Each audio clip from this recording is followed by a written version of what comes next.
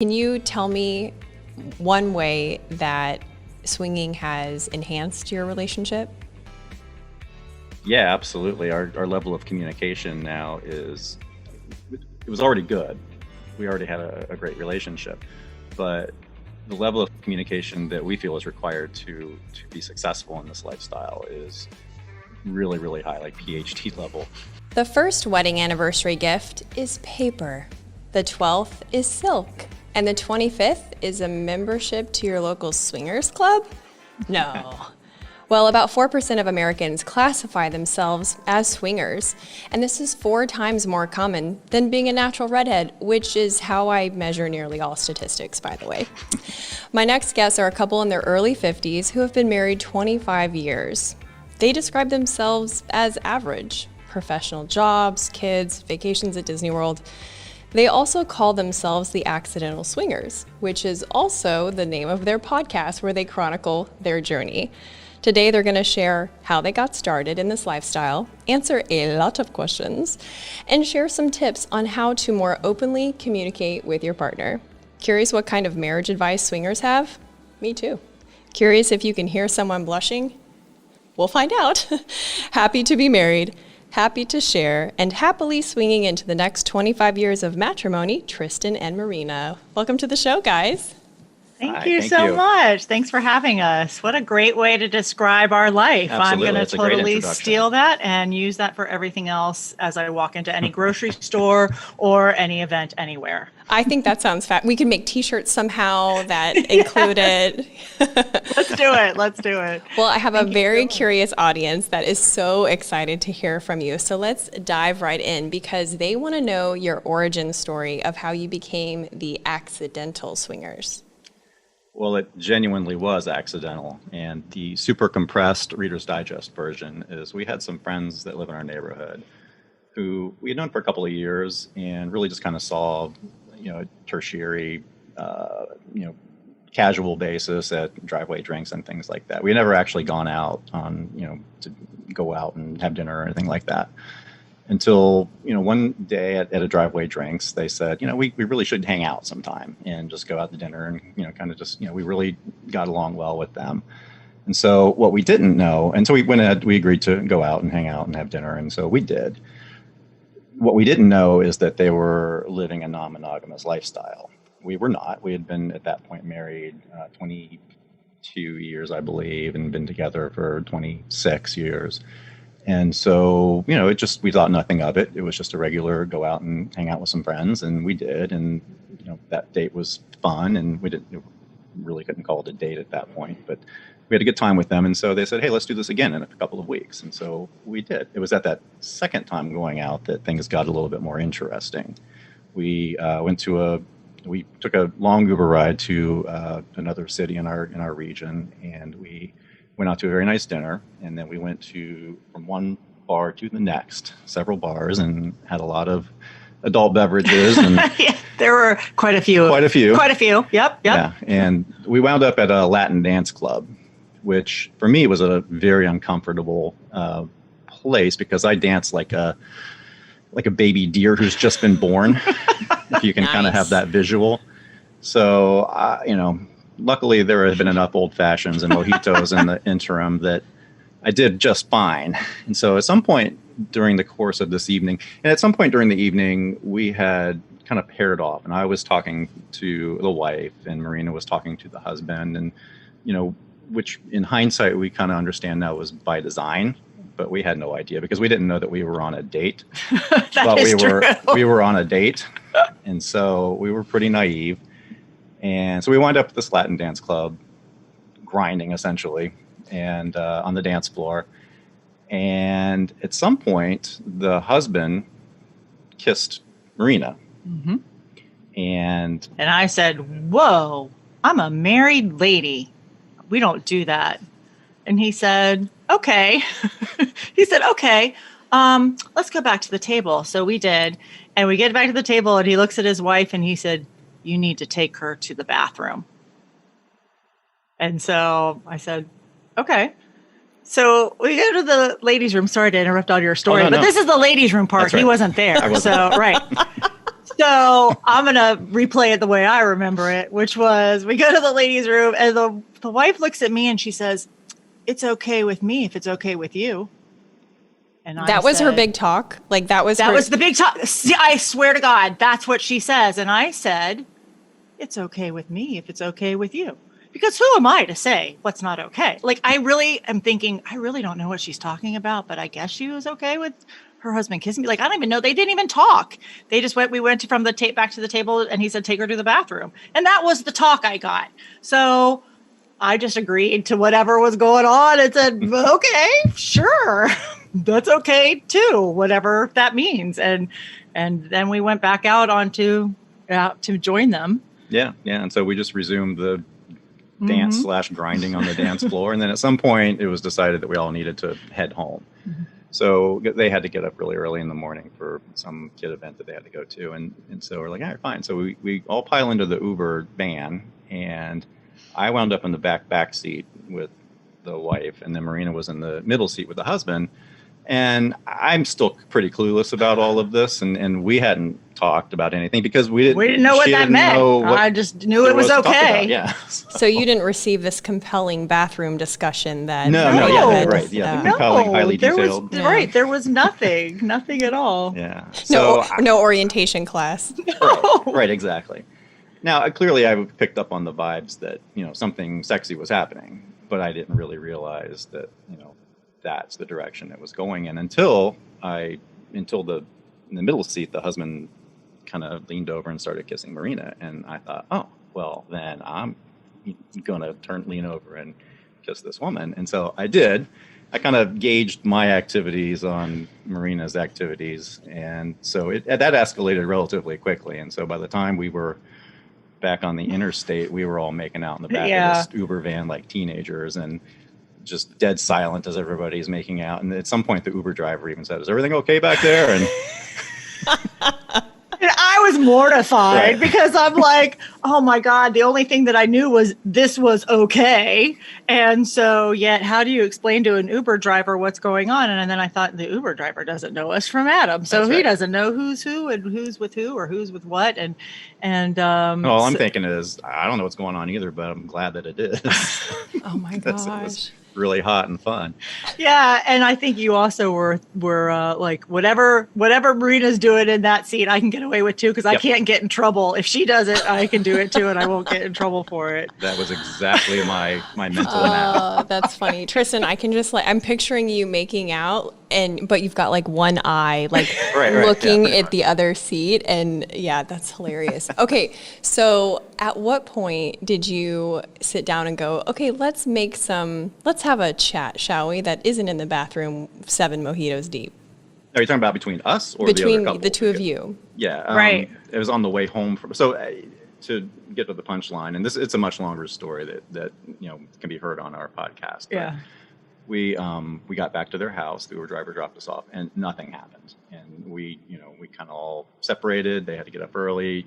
We walked home. And we were like, what it was like, the fuck was that? Like, what just happened? And because all I got was the "it's okay" talk. So I said, we were walking home and because they live, I don't know, the front of the neighborhood anyway. So I said, do you think that they're swingers? And we looked at each other and we were like, no, what does that even mean? Like, no, there's no way that that's what that is. And so we had talked ourselves out of the fact that that's what their lifestyle was until we had a conversation. So we talked about it then too, and said, well, what would that be like? How would that look? We talked about going on vacation years ago when I think right after our second kid was born, we talked about maybe going to one of those vacation resorts where people kind of get a little naughty and maybe take off their bathing suits and see what happens, and so we thought, ooh, wouldn't that be great? And so, so when we lose 50 pounds and we work out and we look awesome like Ken and Barbie, then we'll do that. So needless to say, that never happened. We created a safe buffer. Yeah. So we didn't have to do anything, right? Because once we look great, then we'll go. And so, we never had gone. We never really had talked about it in years. Yeah. Years had gone by since we'd even talked about anything like that.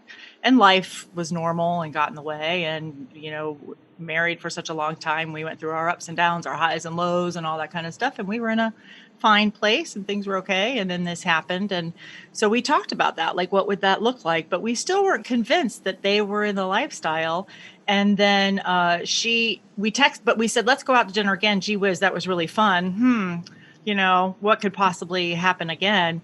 And No, I think you were a little more assertive than that. Okay, well, don't give it all away. Okay. What did I say? Let's pick up where we left off. Oh, 'cause yeah, that was I really may have hot. said that. Yeah. Okay, that is much more assertive. He's not wrong. Exactly. He's not wrong. That is kind of a good point to the story, isn't it? Yeah. I'm too old now I think to we made it clear that we were all in other words. Ah, okay. Yeah, I guess I was kind of like bull by the horns and see what really happens here, because why screw around and wait for something else to happen?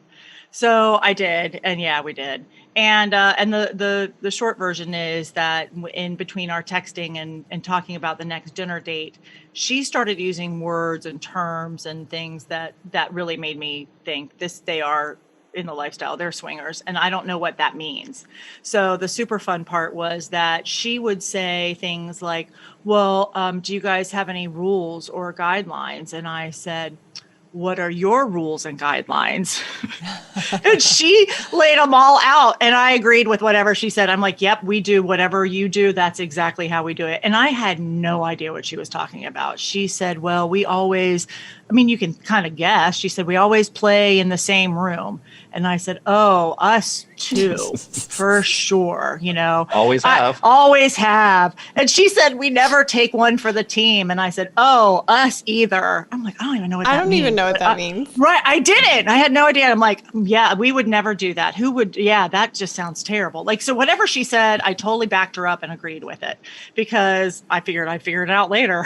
So we had like 3 weeks in between the time of that conversation. I was going out of town. So our follow-up date was going to be 3 weeks down the road. So we actually, as soon as she and I finished texting, I texted Tristan and I was like, holy shit, they're swingers. I swear to God, they're swingers. She's using all these terms I don't even know and said all this stuff. And I just agreed to everything. So I have no idea what we're doing. Oh my gosh. And we better read about it, because I have no idea what I just got us into, but we have this date now in 3 weeks. And apparently we're supposed to have sex with them, because that's part of it, but we're not taking one for the team. And I have no idea what that means, but so at least we're covered there. So it really was quite accidental. So my next question is, what does take one for the team mean? And then I also want to know and my listeners want to know, what are your rules? Okay. Well, do you want to explain the take one for the team? Yeah, taking one for the team is when two couples get together to have a sexual relationship like this. It's very common that there's not a four-way sexual attraction, or even a four-way social attraction. And typically, one of the partners is a little less interested than the other. And when that goes really far, where somebody's like, all right, I'll have sex with her so that you can have sex with him because I'm not into her, but you're into him, that's taking one for the team. Oh, okay. And so that's typically what you'll hear, is that people say, we're not going to do that. We need to be all in. We need to all be mutually attracted. It never happens, or really rarely happens. Which part rarely happens? That there's the four-way connection and attraction, both directions. Well, I think it depends on. Well, the level of what you're looking for. Right, if you're just looking for one night to have fun, anybody can do that. But if you want to have more of an ongoing friendship and friends with benefits type situation, that's very difficult to come by. Right. There's a lot of, everything's on a spectrum. Everything's a spectrum. So it just really, you never know what the relationship's going to turn out to be with whatever couple that you connect with. If it's obvious there's no connection, there's no connection. But if you have some connection and you want to try it out and see what happens, you don't know if that's what each couple wants to do, or have more of, like you said, more friends with benefits type thing. A lot of couples are looking for that. Some couples just look for one night stands type things. And so it's really whatever you want to make it. And sometimes it changes within the couple, within whatever they're doing or where they're going or what their vacation is or their event or whatever's happening. So, But, and then to answer the other question about our rules, you said our rules. So we had rules to begin with. And when we did a lot of research, and we actually listened to a lot of podcasts in that 3-week period between the time. There's a funny story about the podcast listening stuff that's on one of our episodes. So we knew what other people had kind of said that they did. So we said that we were also going to always play in the same room. So that means that if you're together with another couple, you're all together in the same place. And that makes for a really hot connection. And there's a lot of steamy, fun stuff that goes on there. So that was one of our rules, that we would always be together. What else did we have? Was there rules? That was the main one. That was the main one. We weren't we were gonna not have feelings for other people. That was a trap that we didn't want to fall into. And I think there was a couple of others that we weren't, like different styles of play, things like that. We were also interested. We didn't want to have one night stands. We felt like we really did want to create relationships have friends with benefits and meet other couples that way.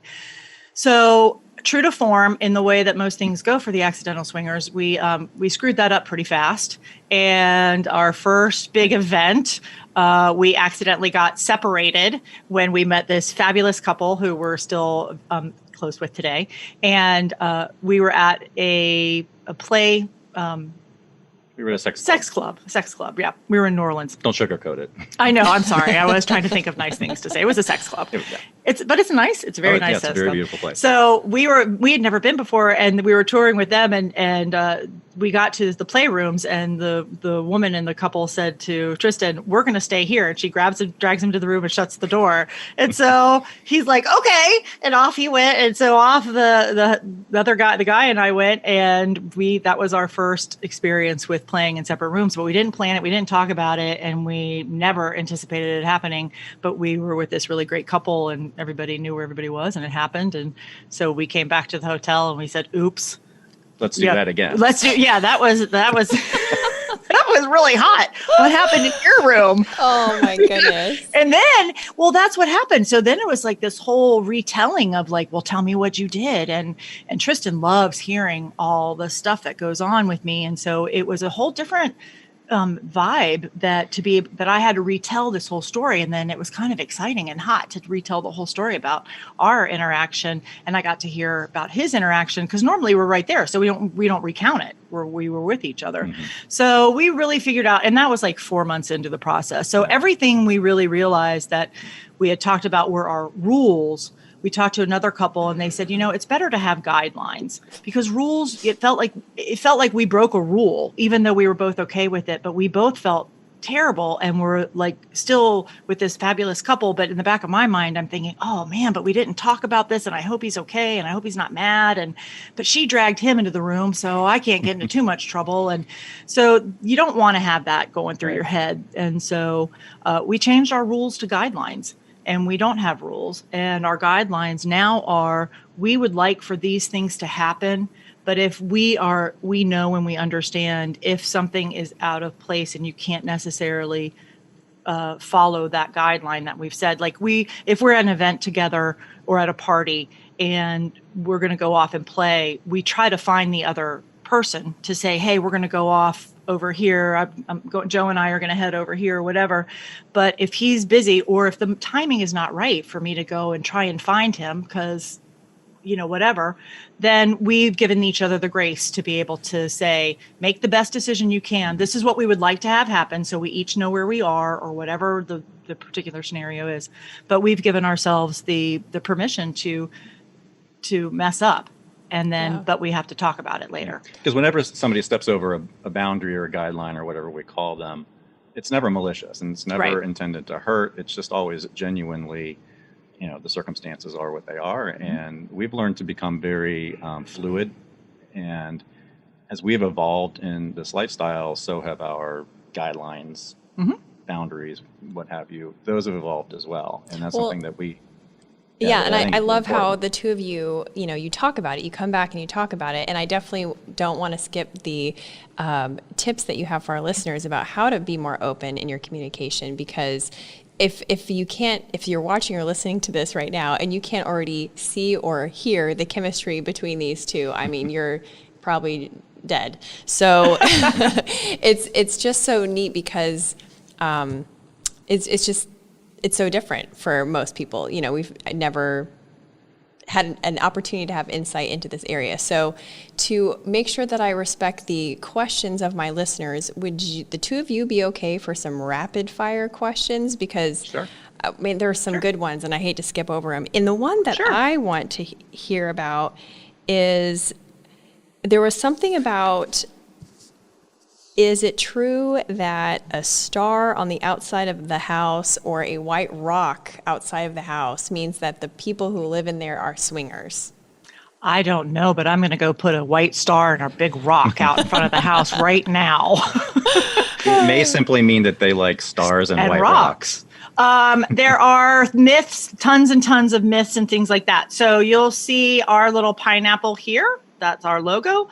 A pineapple is loosely associated with the swinging community. It's one of the more fun ones, and it is one of the more worldwide kind of recognized ones. Usually it's an upside down pineapple. So the joke is if you're in a grocery store and you see a upside down pineapple in someone's shopping cart, that means that they may belong to the same club that you belong to. Or maybe they were careless and putting their pineapple or they under just their are cart. lazy with their fruit. I don't know. Yes. But so the upside down pineapple, the upside down pineapple are two. But of course, I'm from the South and I'm a Virginia girl. And so it's like, that's a sign of hospitality. So to me, that doesn't mean anything. We are very hospitable. We are. We are. So. And we have lots of pineapples everywhere now, just in case. It's like, so homey and so nice. And, but that's the one. And then the other one that is sometimes also recognized within the community is if somebody wears a black ring on their right hand, that will be sometimes a signal. Sometimes it's not. Everybody's wearing Oura rings or the black titanium bands now and things. So it really is maybe not, but there is nothing that says, hey, we are swingers. So that leads me to my unless second. those words come out of somebody's mouth. Or they're sitting behind a sign that Right. says, Accidental swingers. That's a pretty good sign. I would say Or that if was you pretty see, cool. you see one of these logos somewhere. Okay, then we know. Well, that leads me to the second listener question, which was, how do swingers find one another? That's a good question. There are a multitude of websites that are essentially dating websites where you can go on and put up a profile and meet other people in your area and communicate that way and then set up meetings. Well, It's like a match. It's like a match.com or cupid.com, exactly. but it's for adult fun. And so they vary by region. They're ones that we use down here. We're in Florida, are SLS, which I think is swinger lifestyle or swing lifestyle, but SLS, and there's SDC, which is Swinger Date Club, I think. community. Yeah. And then there's Cassidy, and there's C4P something, and then Quiver. There's a bunch of them. So honestly, it's really super fun. You can almost always get a free account and go look up these, swinger websites, swinger dating websites. Just Google it and it will come up. And, just if you see someone, you're seeing them because you're looking too. So be respectful of that. That's a very good tip. That's what I'm going to say. That's Yes. a very good tip. Yes. What about comparison? What if you swing with someone and the other person is better in bed than your husband or your wife? Well, that's bound to happen. And it may not necessarily be better. It may just be different. So Tristan and I were together for 26 years, dating and together. So I'd had one partner for 26 years. Guess what? Everyone's different in bed than he is. And so And vice versa. right. Yeah. so it goes And both that's ways. okay. My body is totally different than other women's bodies, which is really kind of cool, like to have this experience. And we talk about it that, and we get to talk about it together, which again is part of the fun part of that, but that's going to happen. And so we decided for us to embrace that. Of course, they're going to be different. And of course, it's going to be better in the sense of it's just because it's different. So let's talk about that. And if I come home with something like, oh my God, this was great, this guy did XYZ, let's totally try that.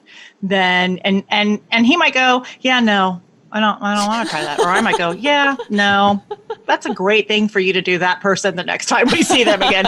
And that's okay. But that's what it's all about. And that's okay. And the beauty of it is that I don't have to feel like, oh my God, now I have to do whatever that amazing woman did, when she was pleasing him orally, that, if I don't crack that code, it's not the end of the world, because it's not going to make us or break us. It's just a great experience that he had.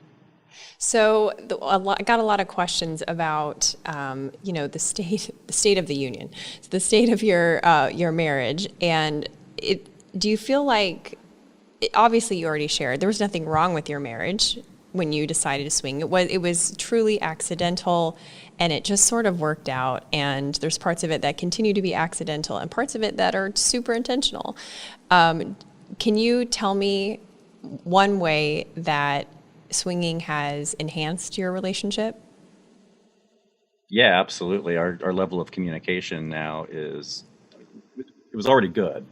We already had a great relationship, but the level of communication that we feel is required to be successful in this lifestyle is really, really high, like PhD level communication. And so that's really been enhanced. And the more that that's enhanced, then the natural result of that is an enhanced relationship and a better relationship. And we're kind of, just by the nature of what we're talking about with one another all the time, we're constantly making ourselves vulnerable to one another. And in my conception, vulnerability breeds trust, and trust breeds intimacy, and then intimacy is the ultimate goal in our marriage and our relationship, because that fosters love. So, that, and I think mostly trust is the relationship builder for us, and how we've improved even more than to a level that we were, even more than we already were. Right. The other thing too, I would say, is that it's been such a growth for each one of us individually. So I talk about it often that as a woman in my early 50s, I totally rediscovered myself. My body does stuff now that I didn't know it was capable of doing, mostly because I had gotten very comfortable in our sex life, and we did things that were very comfortable. And when you're allowed the opportunity to explore different things with different people, it's like, oh my God, that's what that feels like. And it really, and it's not because we didn't have a good sex life. We had a fine sex life. We had a married for 25-year couple sex life. And so it really lit a fire in me that I didn't realize had gone out. And so that personal kind of introspection, and then Tristan experiences his own, and we've really talked about that too, because we're both experiencing these kind of deeper introspective moments and light bulbs going off about ourselves. And we're like, wow, this is really crazy. Like, we didn't know this was something else that could happen. And again, because we're so open and sharing that, we're on that journey with each other, even though it's our own personal journey as well. So it's really been an amazing experience for us. Yeah, for me, I've always had a lot of social anxiety, which, as you can imagine, is not a really good trait to have if you're out trying to meet women to have sex with. And so I've grown. You got to get over that, didn't you? Yeah, real fast. Oh my goodness, that is so great. And I love that, Tristan, you said communication was the first thing out of your mouth when you said what was it improved your marriage and enhanced y'all's relationship. We're running out of time, which is so tragic, but I know we will do an Instagram live the week that this debuts, and we'll dig into more of these listener questions in that Instagram live, which I'll save on my Instagram feed so that it's evergreen and people can come back. So in just the few minutes that we have left, can you share your top tips for more honest, open communication with your partner? Yeah, absolutely. And I alluded to it already, which is the first for me is having the courage to be vulnerable with your partner and to talk about the difficult things. Number two, building on that, is don't ever sweep the difficult things under the rug. You have to always confront what's uncomfortable. Right. And I think for us, that especially entering into the lifestyle, we had to make a promise and a pact that we knew stuff would get tricky and there will be landfall, pitfalls and landmines is what I was trying to say. And that we had to promise each other that no matter what, we had to talk about that. We may need time to think about it and process it, but you cannot be mad at your partner for something that they don't know or that you're going through and your feelings and your emotions. And so that was so important to be able to do that. Right, absolutely. And when you have these difficult conversations, you have to really commit to one another to be receptive and to be respectful and to not prejudge and to actually listen and then have a dialogue. Right. Those are so good. Yeah. I was just saying on that piece too, really fast, that the other thing too is that you don't have to talk your partner out of something. It's not like I'm not going to change his mind. And we've gotten to the point where I'm not going to say you shouldn't see that person or that bothers me, that you're with her. What I'm going to say is I'm having emotions and feelings about this relationship or whatever you're going through. So I want to talk about that. I'm not going to say you have to stop that because that's not fair, but I need him to understand that I may be having feelings or things that we need to process and we need to work through this together. And so we're honoring each other's space and each other's choices, but we need to be open and honest about what that's doing to us. And then let's work on that together so that we can come to an arrangement or some kind of conversation or communication that makes sure we're touching base and we're okay and things like that. Because we don't want to hurt each other. That's obvious. Yeah. So. Wow, that's so good. Those are great tips. Thank you so much for all of this. It has been so much fun talking with both of you. And your podcast can be found on all the suspect places, right? Accidental Swingers Podcast. That is correct. You can also find us on our website, accidentalswingers.com, and on Instagram at Accidental Swingers. And on Twitter, we're at Marina_Tristan. But if you type in Accidental Swingers Podcast, we come up on Twitter as well. And we're pretty active on all of those. I answer anything anybody messages us, emails, anything. Cool. And we also we just started a private community, a paid private community where people who are interested in getting into the lifestyle or wanting to explore or make their journey even better. We're doing stuff, lots of hands-on, lots of Zoom meetings and things like that to help people if they want to go on their journey. Well, thank you again for sharing your journey with us and my listeners. This has been very interesting. And I'm just so happy that we met. So thank you so much. That's a wrap. Woo! Yay! That was